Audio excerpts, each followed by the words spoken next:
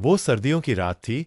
आसपास इतनी ज्यादा धुंध थी कि सड़क पर ठीक से दूर का देख पाना नामुमकिन था, और ऐसे में शहर की सुनसान सड़क पर एक ऑटो सरपट दौड़ रहा था। उसका ऑटो खाली था और ना जाने क्यों वो इतनी ठंड में इस समय ऑटो चला रहा था। आसपास फिलहाल कोई भी नजर नहीं आ रहा है, लेकिन कुछ आगे चलने के बाद उस सड़क के एक कोने पर एक औरत दिखाई दी। और ऑटो वाला उसके आगे ऑटो रोक देगा। ऑटो वाले ने कहा, अरे मैडम, आप इतनी रात गए इस सुनसान सड़क पर क्या कर रही है? आप कहें तो मैं आपको घर छोड़ दूं।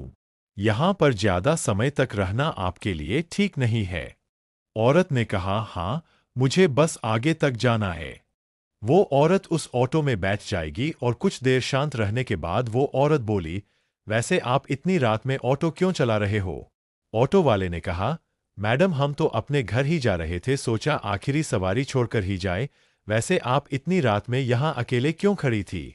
उस औरत ने भयानक रंग से मुस्कुराते हुए कहा, मेरा काम रात में ही शुरू होता है।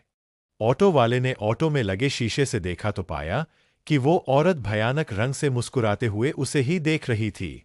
वो औरत अपना हाथ अपने पर्स में डालकर एक चाकू निकालती है और उसे उस ऑटो वाले की गर्दन के पास ले जाती है। उस औरत ने कहा, तू आज पूरे दिन से ऑटो चला रहा है, तो तेरे पास काफी माल होगा। अब अगर तू अपनी जान बचाना चाहता है, तो चुपचाप सारा पैसा मुझे दे दे।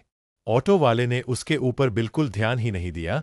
ये देखकर उस रहस्यमयी औरत को काफी गुस्सा आया और उसने उठकर उस ऑटो वाले को पकड़ने की कोशिश की, लेकिन उसका हाथ उस ऑटो वाले के आर पार निकल गया।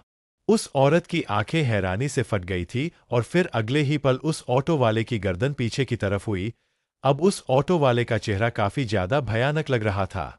ऑटो वाले ने कहा, बहुत समय पहले रात के समय मेरी मौत इस रास्ते पर हो चुकी थी। उस समय मैं अपनी आखिरी सवारी के इंतजार में था और आज आखिरकार मुझे मेरी आखिरी सवारी मिल ही गई।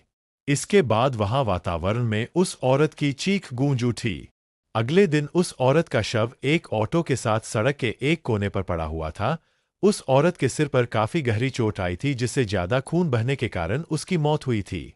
लेकिन यहां पर उस ऑटो के ड्राइवर का कहीं अता पता नहीं चला।